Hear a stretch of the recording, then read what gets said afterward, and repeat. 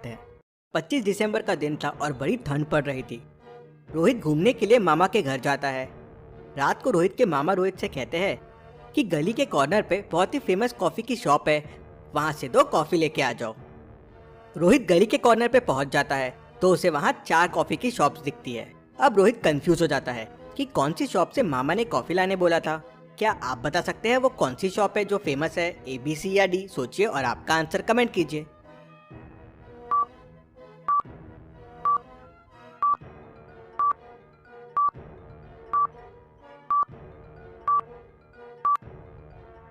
अब चारों coffee shops को ध्यान से देखिए। पहली, दूसरी और तीसरी में 2-3 कस्टमर्स ही है। अब फेमस शॉप में इतने कम कस्टमर्स तो रहेंगे नहीं। चौथी शॉप में देखिए कितनी भीड़ लगी हुई है, यही वो फेमस शॉप होगी। रोहित वहां जाता है और सही कॉफी लेके आ जाता है। चलिए अगली पहेली देखते हैं। ये दोनों लड़कियां 2 फोटोज के पास खड़ी है। क्या आप फोटोज को देख के बता सकते हैं इनमें से कौन सी लड़की की माँ है, A या B? सोचे लॉजिकल आर्मी और मुझे आपका आंसर कमेंट करके बताएं।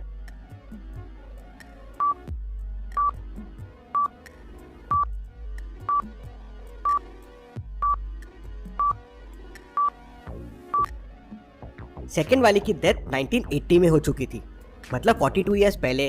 तो ये तो लड़की की माँ हो नहीं सकती, मतलब लड़की की माँ A वाली है। ऐसी और पहेलियों के लिए जल्दी से चैनल को फॉलो कर लीजिए। Thank you. मेहुल अपने ऑफिस में आता है तो देख के शॉक हो जाता है। किसी ने उसके कंप्यूटर को लॉक कर दिया है और एक हिंट छोड़ दिया है। लिखा है पासवर्ड इज जस्ट 1 वर्ड। लेकिन क्या है वो वर्ड? नीचे कुछ लेटर्स दिए हुए हैं। क्या आप इन लेटर्स को देख के बता सकते हैं पासवर्ड क्या है? सोचिए लॉजिकल आर्मी, और समय चाहिए तो वीडियो को पॉज कीजिए।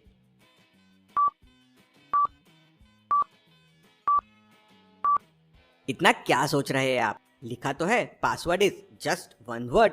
अगर आप नीचे हुए लेटर्स को भी रीअरेंज करेंगे तो आपको यही मिलेगा, जस्ट 1 वर्ड। अब मेहुल तो सुपर इंटेलिजेंट है, तुरंत समझ जाता है। चलिए अगली पहेली देखते हैं। चोर गैंग का खबरी शहर में ट्रैवल करके पता करता है कि कौन कौन से घर में आसानी से चोरी की जा सकती है।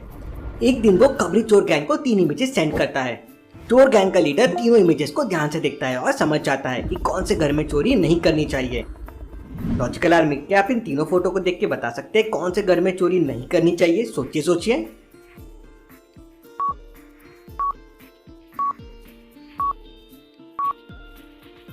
दूसरे वाले घर के बाहर एक डॉग चेन लगी हुई है। इसका मतलब इस घर में डॉग है, इसलिए चोर गैंग इस घर में चोरी करने नहीं आएंगी, क्योंकि डॉग भी बड़ा डेंजर और बड़ा दिख रहा है। चलिए अगली पहेली देखते हैं। कोमल की 5 लड़कियां हैं। एक दिन वो सो रही थी, तभी उसे दरवाजे की जोरों से आवाज आती है। उसे लगा शायद 5 में से कोई उठा हुआ है, तो वो रूम में जाके देखती है तो विंडो हिल रही थी, मतलब कोई बाहर से कूद के अभी अंदर आया है। वो 5 लड़कियों को ध्यान से देखती है और समझ जाती है कि कौन अभी बाहर से अंदर आया है। क्या आप 5 को देख के बता सकते हैं वो कौन हो सकता है? सोचे लॉजिकल आर्मी और मुझे आपका आंसर कमेंट करके बताएं।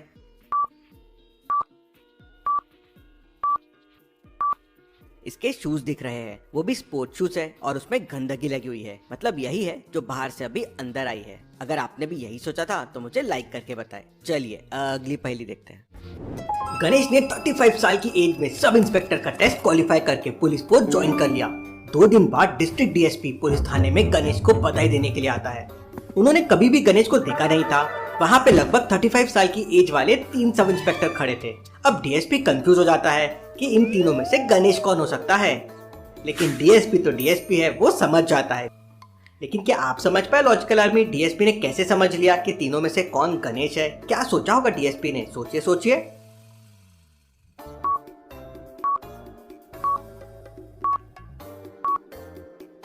पुलिस में आने के लिए फिटनेस टेस्ट पास करना पड़ता है। गणेश ने 2 दिन पहले ही पुलिस फोर्स ज्वाइन किया है, इसका मतलब उसकी फिटनेस टेस्ट अभी रिसेंट में हुई होगी।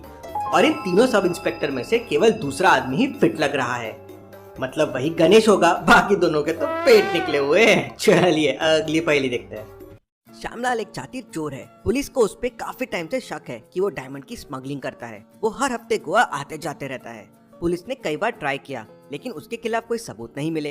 एक दिन डिटेक्टिव मेहुल ने उसका लगेज चेक किया। लगेज देखते ही मेहुल समझ गया कि वो डायमंड कहाँ छुपा के रखता है। लॉजिकल आर्मी, क्या आप इस सामान को देख के बता सकते हैं डायमंड कहाँ छुपा हुआ है? सोचिए सोचिए।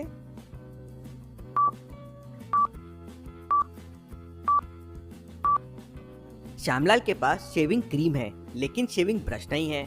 उसके पास ट्रिमर है और उसकी दाढ़ी भी देखिए, वो सिर्फ ट्रिम करता है। तो उसके पास क्रीम क्यों है? मेहुल क्रीम की ट्यूब को कट करता है तो अंदर से क्रीम निकलती है और क्रीम के अंदर में डायमंड होता है। Case solve, detective Mehul rocks. चलिए अगली पहेली देखते हैं। घर के अंदर करंट लगने से आदमी की मौत हो जाती है। केस की छानबीन करने के लिए डिटेक्टिव मेहुल को बुलाया जाता है। मेहुल घर के नौकर से पूछताछ करता है तो नौकर बताता है कि मालिक एक बड़े से टब में आइस वाटर बाथ के लिए रेडी हो रहे थे, तभी अचानक ऊपर लगा बिजली का तार टब के पानी में गिर गया। मालिक ने जैसे ही पैर अंदर डाला उन्हें करंट लग गया और उनकी डेथ हो गई। मेहुल तुरंत समझ जाता है कि नौकर झूठ बोल रहा है। लॉजिकल आर्मी, क्या आप समझ पाए मेहुल को ऐसा क्यों लगा कि नौकर झूठ बोल रहा है? सोचिए सोचिए।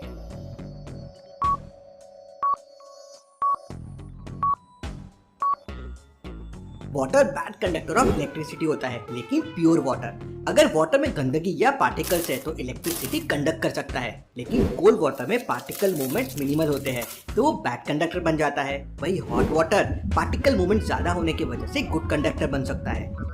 अब वो कोल्ड आइस वाटर था तो मालिक को करंट कैसे लग सकता है? वही मेहुल समझ जाता है और उसे पकड़ लेता है। चलिए अगली पहेली देखते हैं। नरेश, महेश और सुरेश तीनों लोग अलग अलग जगह घूमने जाते हैं, मनाली, कश्मीर और राजस्थान। तीनों टूर पे जाने के पहले एक एक सेल्फी लेते हैं और फिर तीनों अलग अलग ट्रेन पकड़कर निकल जाते हैं। एक महीने बाद तीनों वापस लौटते हैं और फिर दोबारा से एक एक सेल्फी लेते हैं। अब किसी को नहीं पता कौन कहाँ गया था। तो लॉजिकल आर्मी, क्या आप जाने से पहले और बाद की सेल्फी देख के बता सकते हैं कि कौन राजस्थान गया होगा? नरेश, महेश या सुरेश? सोचिए और मुझे आपका आंसर कमेंट करके बताएं।